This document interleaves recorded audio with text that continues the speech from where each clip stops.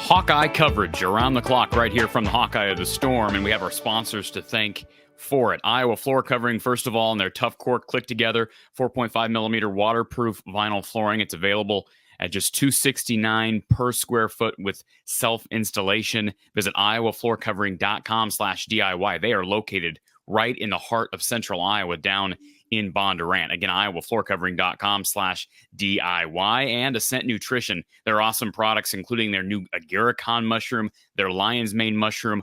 All these products are available for you, the listener, at 15% off the listing price. Yes, use the code Hawkeyes at checkout for 15% off your order of these great products. Visit goascentnutrition.com and browse their awesome products that will help you, your health, your pet's health, your family's health, etc. Again, goascentnutrition.com. Give me some final thoughts on Iowa Northwestern. We talked about this matchup earlier, and Kyle, you can hang around for this. We talked about this matchup earlier. Don, give us some things to watch for on Saturday. And, of course, a game being played at Wrigley Field always makes things that much more intriguing. Yeah, it does. I think it's never changed. You know, we don't want to play from behind. We're not very good at that. So we got to get off to a decent start. But here's the reality. Even if we're up by 17 to start the fourth quarter, let's not forget that they outscored Minnesota 21-0 in the fourth quarter. Now, I don't think they can do that to us because I don't think Phil's going to allow that. Incidentally, the reason they got back in that game is Minnesota went with the infamous prevent defense, you know, the one that always prevents you from winning. So that's how they really got the ball rolling there in the fourth quarter. And as you know, they beat them in overtime based on that 21-0 in the fourth and a touchdown in overtime. So we need to win on turnovers. We need to win on field position.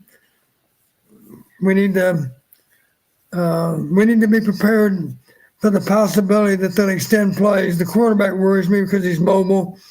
We just need to hold coverage down the field because they, in flush situations, they will look to try to hit something big down the field. That's smart football. You know, just so you're aware, Kyle, I think Corey's heard me say this. Years ago, 1985, we learned that was our one loss at Ohio State, right, in the regular season. There were a couple of situations in which our receivers in flush situations, they were working parallel line of scrimmage, and a DB, a defensive player, I should say, a linebacker typically, undercut our receiver because he was running parallel line of scrimmage.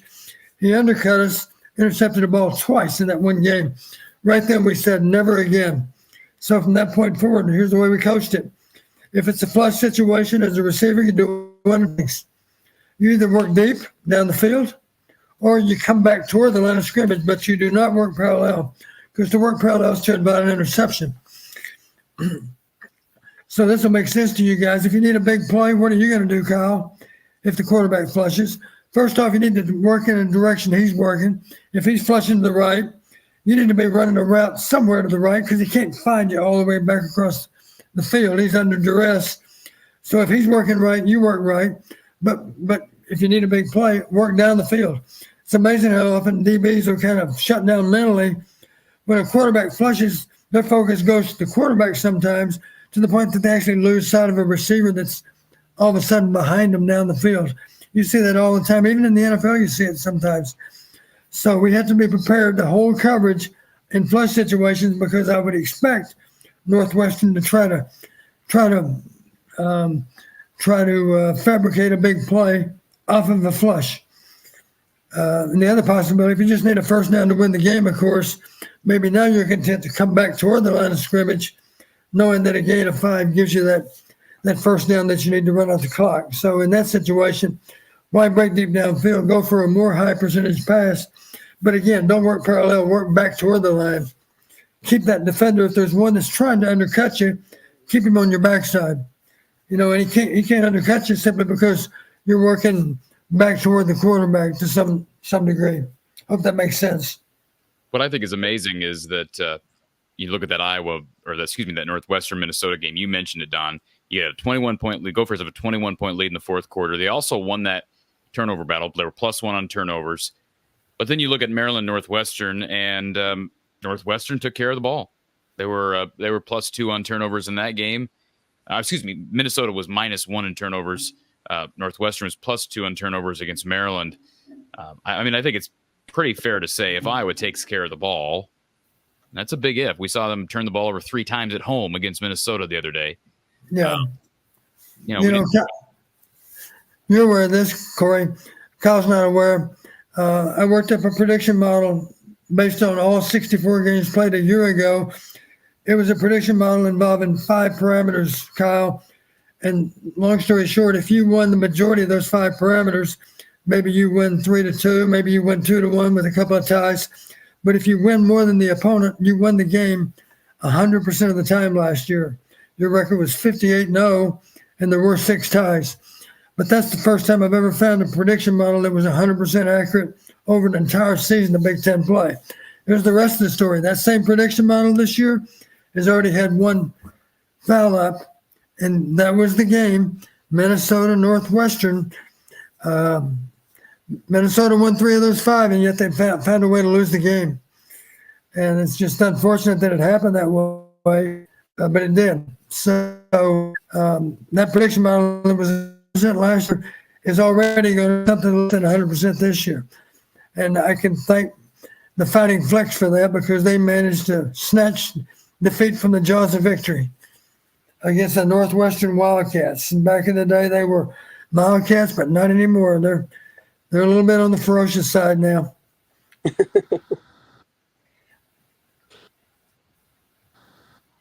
Excuse me, I'm sorry, I muted myself. Iowa Northwestern Saturday, 2:30 p.m. Central Time on Peacock.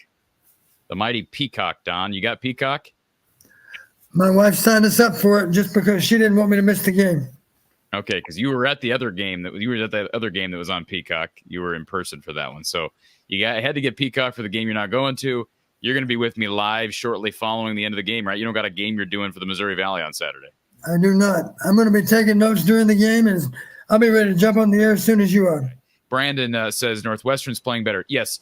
Can we just briefly, and we're going to talk about that before we wrap up the show, Don, but can you briefly talk about what you've seen out of Northwestern, and I'm sure what Kirk has seen out of Northwestern? They've had an extra week to look at them. Yeah, I was hoping you would ask me about some specifics in the game. I've got a few notes here. Northwestern was impressive in beating Maryland 33-27. This is what's amazing to me. They sacked Maryland 6 times. Maryland, oh, by the way, has a mobile quarterback, much more mobile than number 10. That's a concern. They were +2 on turnovers. They also had 364 yards of total offense.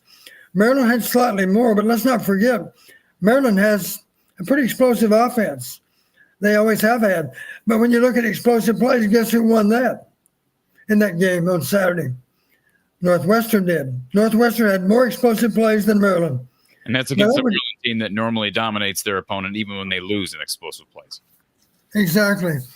So what's amazing when you look at it, Maryland actually won slightly more parameters than Northwestern did, but it was close.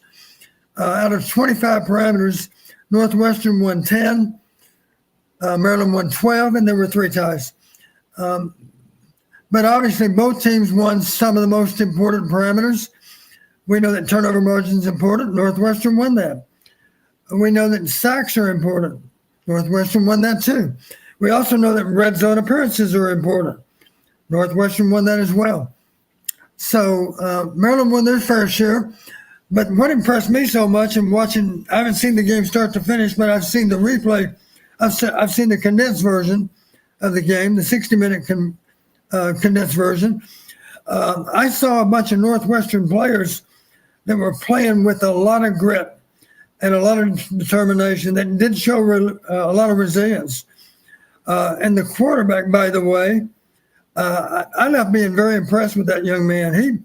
He played a super game last weekend against Maryland.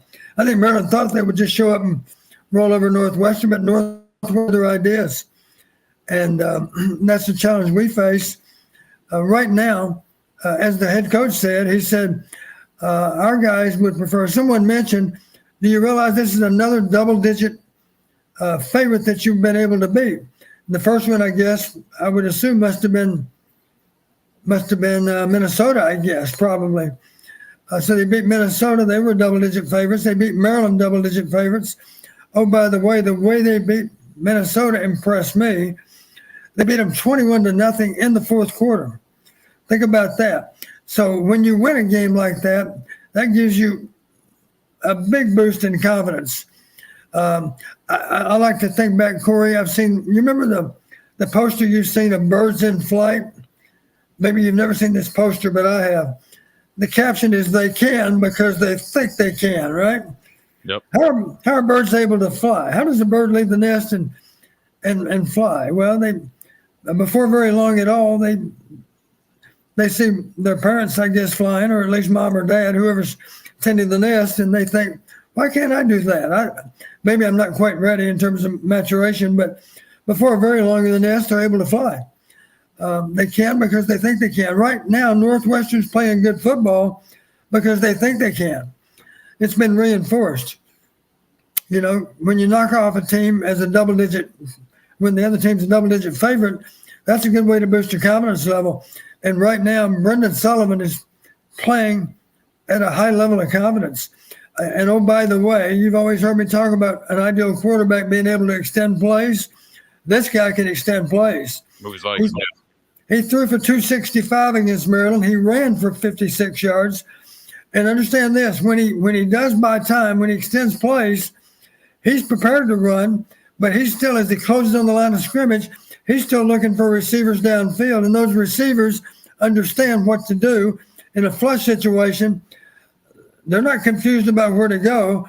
Typically, they're either breaking deep down the field or they're coming back toward the line of scrimmage. It depends on what they need. If they need a big play, you can bet they're breaking deep downfield.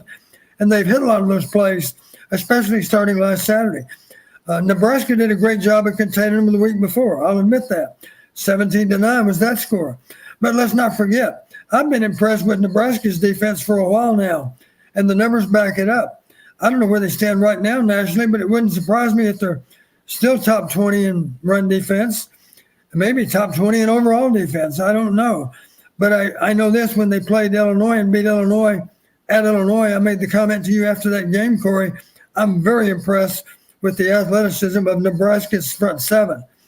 Nebraska was able to slow them down for sure. But let's not forget they played in Lincoln. And that's going to be another tall assignment for us, is to go to Lincoln and win.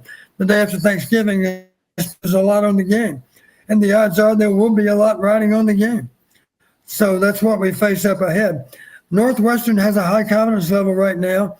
We're going to have to shake that confidence. And the only way to do that, of course, is go out and make plays against Northwestern on Saturday starting at 2:30.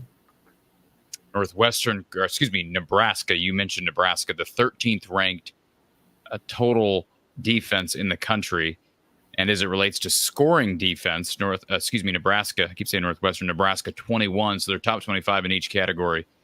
And now we both admit, Don, that some of those numbers are inflated because they play in a conference that's not very good offensively, in a division that's not very good offensively.